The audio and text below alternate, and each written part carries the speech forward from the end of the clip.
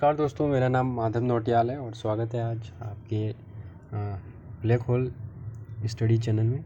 तो गाइज आज हम देखने जा रहे हैं मराठा साम्राज्य। देखिए दोस्तों, काफ़ी इंपॉर्टेंट बन जाता है अगर आप यूकेएसएससी या यूकेपीएससी या फिर आप किसी भी अदर एग्ज़ाम की तैयारी कर रहे हों। हर कॉम्पिटिटिव एग्ज़ाम में से 2 या 3 क्वेश्चंस ज़रूर दिखने को मिलते हैं। तो देखिए दोस्तों, मराठा साम्राज्य पूरा पढ़ेंगे, बिल्कुल बेसिक से जाएंगे और बिल्कुल एडवांस लेवल तक जाएंगे।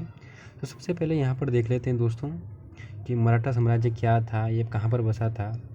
तो यहाँ पर सबसे पहले लाइन लिखी है कि जो मराठा के पूर्वज राजस्थान की सिसोदिया वंश के सूर्यवंशी राजपूत, यानी कि जो मराठा कहाँ से थे, मराठा के पूर्व कहाँ से, राजस्थान में एक सिसोदिया वंश था के सूर्यवंशी राजपूत थे। ठीक है दोस्तों, वहाँ के सूर्यवंशीय राजपूत थे। इसके बाद देखते हैं कि महाराष्ट्र का विकास कैसा होता है मराठा साम्राज्य की।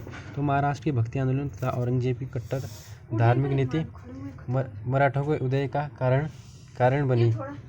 यानी कि महाराष्ट्र में मराठा साम्राज्य की स्थापना की, क्योंकि जो महाराष्ट्र की भक्ति आंदोलन था तो जो औरंगजेब की कट्टर धार्मिक नीति, क्योंकि औरंगजेब धार्मिक रूप से सहिष्णु नहीं था, इसलिए महाराष्ट्र की क्या हुई, भक्ति, वहाँ पर मराठा साम्राज्य की स्थापना हुई। तो सबसे पहले देखेंगे इसके छत्रपति, यानी कि छत्रपति शिवाजी को, जिसका मुख्य श्रेय जाता है इनको स्थापना करने में। तो यहाँ पर देखिए मराठा साम्राज्य की स्थापना शिवाजी ने की थी। किसने करी थी? मराठा साम्राज्य की स्थापना छत्रपति शिवाजी ने की थी। देखिए दोस्तों, काफ़ी इंपॉर्टेंट बन जाता है कि मराठा साम्राज्य की स्थापना किसने की थी। तो यहाँ पर बिल्कुल क्लियर है कि जो मराठा साम्राज्य की स्थापना है वो छत्रपति शिवाजी ने की थी। तो यहाँ पर देखेंगे दोस्तों कि छत्रपति शिवाजी का जन्म कहाँ होता है, कहाँ पर होता है। तो शिवाजी का जन्म 20 अप्रैल 1627 को पूना के निकट सिवनी नामक स्थान पर होता है। यहाँ पर काफ़ी इंपॉर्टेंट बन जाता है कि शिवाजी का जन्म कहाँ हुआ और कौन से ईयर में हुआ। तो यहाँ पर शिवाजी का जन्म 20 अप्रैल 1627 को पूना के निकट सिवनी नामक स्थान पर हुआ। तो यहाँ पर देखते हैं इनके पिता शाहजी भोंसले पहले अहमदनगर के शासक के यहाँ नौकरी करते थे।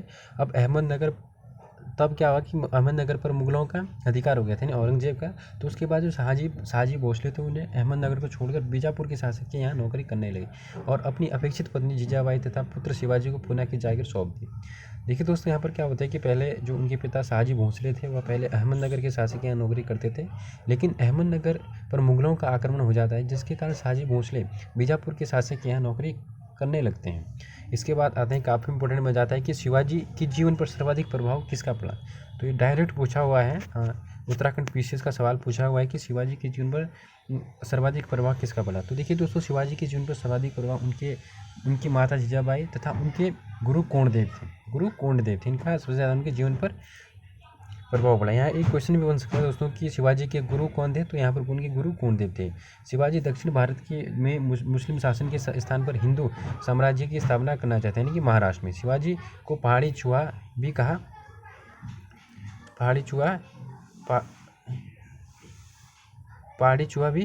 जाता है। ठीक है दोस्तों, इसके बाद देखते हैं कि शिवाजी दक्षिण भारत के मुस्लिम स्थान में करना चाहते थे।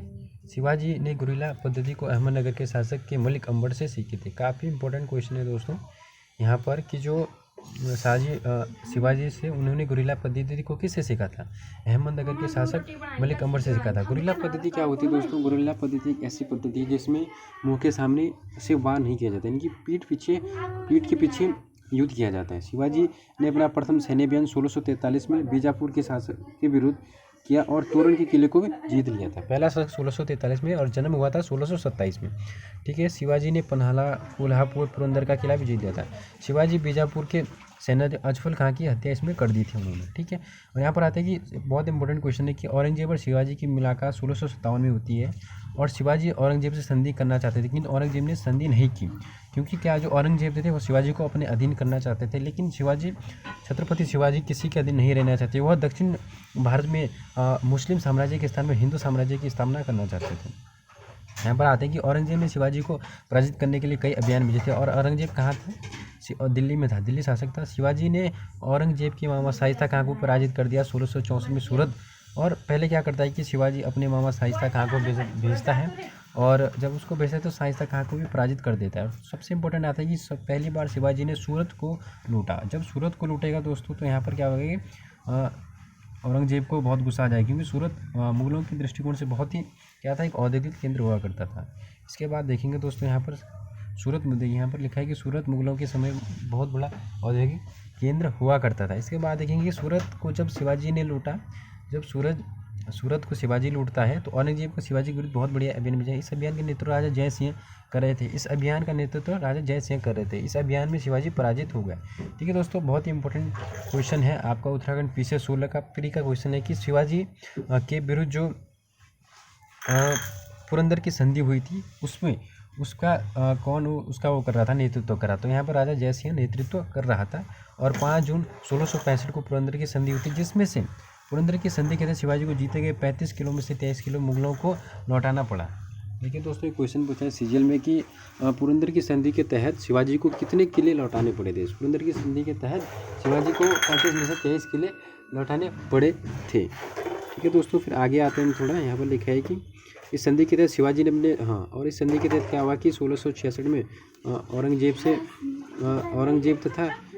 था उनके मिले आगरा पहुँचे, किंतु औरंगजेब को धोखा शिवाजी को जयपुरी महल आगरा में कैद कर लिया है। शिवाजी बहुत जल्द भेष बदलकर 1666 में भाग निकलते हैं, टोकरी में बैठ। 1670 में शिवाजी ने सूरत को दोबारा लौटा।